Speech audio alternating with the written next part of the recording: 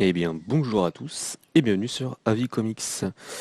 Avis Comics sur Crossover, ça y est, on y est. Après les trois derniers Avis Comics sur un petit peu l'univers de Crossover qu'on peut trouver, enfin de l'univers de Donny Cates et de Jeff Shaw qu'on peut trouver en VF et aussi du coup dans Crossover, quelques petits clins d'œil par-ci par-là. Euh, Aujourd'hui, on part sur le Crossover. Donc Donny Cates et Jeff Shaw se réunissent pour faire un sorte de melting pot de leur création. Bien sûr, c'est Donny Cates, je crois, qui a eu l'idée. Euh, il y a un petit peu de préface, vous pouvez la lire un petit peu. Toujours intéressant de savoir tout ça. Je vais vous expliquer un petit peu l'histoire. Donc elle est simple, hein. Donc c'est si le monde des comics arrivait dans notre monde à nous, hein, dans le monde réel. Euh, c'est ce qui arrive dans ce comics. Donc on va suivre Eddie et Otto. Donc c'est deux personnes qui gèrent un comic shop. Et du coup, après l'arrivée des super-héros et des méchants dans le monde réel, c'est assez compliqué de faire tourner la boutique, comme on dit. Mais durant une journée au shop, ils vont tomber sur une petite fille, je crois qu'elle s'appelle Ava, qui va sortir du périmètre où cette brèche où le monde des comics s'est ouvert, est apparu. Voilà. Euh, Cette petite Ava, elle est juste à la recherche de ses parents, parce que c'est juste perdu. On reconnaît les personnages liés aux comics avec cet effet de trame sur eux. C'est ces petits points pour essayer de faire ce côté nuancé. Vous savez, c'est se dégrader, ou souvent aussi pour des côtés sombres, pour essayer de donner un petit peu de peps au dessin. Donc à l'ancienne, il y en a beaucoup aussi dans ce comics. On peut en retrouver aussi un petit peu dans les mangas. Bien sûr, la trame des mangas, il y en a aussi. Daniel Warren Johnson il utilise beaucoup aussi la trame, hein. De toute façon, il a un côté, il mélange côté dessin, un petit peu manga, comics, et il est pas mal de ce côté-là.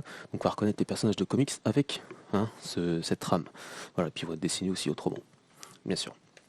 Donc de là va partir l'histoire, hein.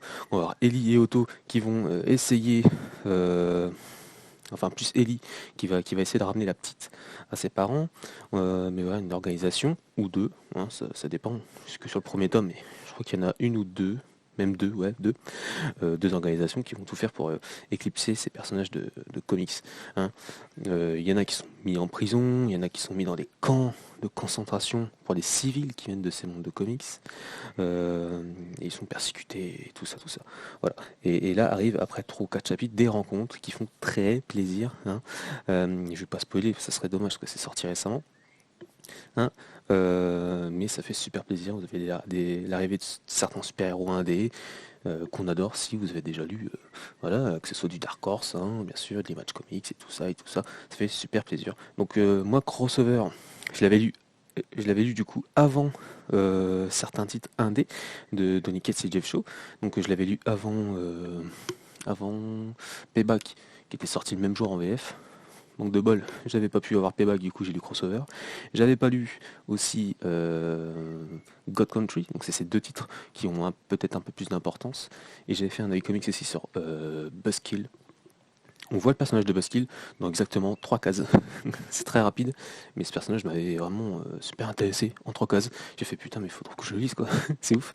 Et j'ai pas été déçu. Sincèrement, je vous envoie la vie comics, j'avais bien aimé. Donc ça fait plaisir. Donc là, on va voir du coup la plupart des personnages qu'on va voir, c'est des personnages qui sont liés au titre indé, donc de Cates et de Shaw. La première lecture, je me rendais compte vraiment que je loupais énormément de choses, quoi.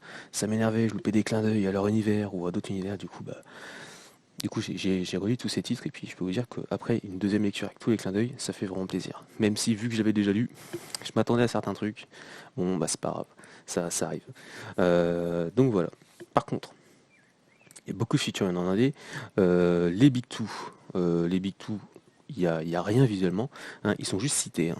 Comme Superman, le nom de Superman est cité, t'as le nom de DC, t'as le nom de Marvel qui sont cités, Doctor Strange aussi qui sont cités, hein, parce que, bon, allez, je vais spoiler quand même un petit passage. Vous avez oui, c'est ça, Doctor Black qui va arriver, qu'on voit dans Payback et qu'on voit aussi on le voit dans Buzzkill, hein.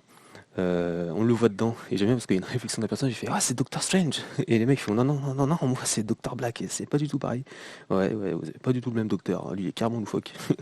Donc ça fait sourire, mais oui tu les vois pas physiquement.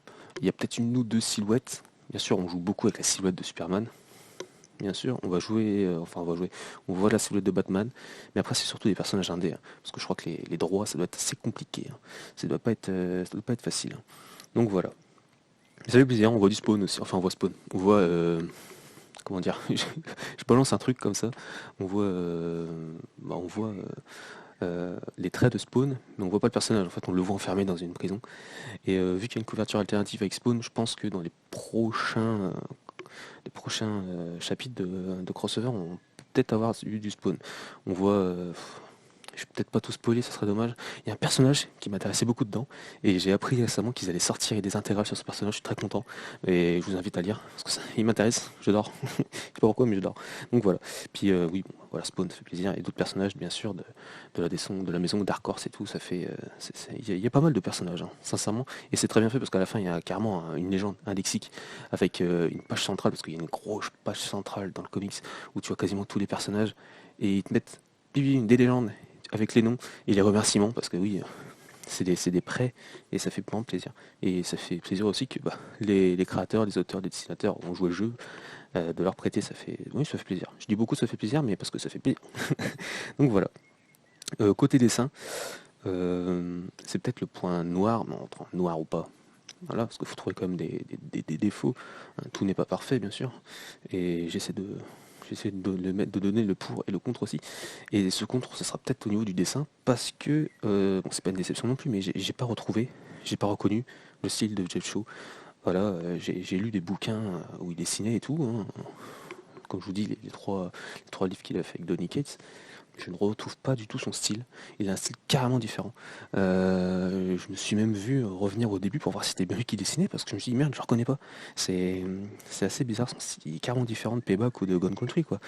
Là on le voit, il est un peu plus rond, moins fin, les traits sont un peu plus, je vais pas dire sale, que c'est pas sale, pas dire bourrin parce que c'est pas bourrin, mais c'est pas ça, c'est pas du trait très fin et très dynamique comme on a eu pour Payback, hein, récemment. C'est pas du tout ça.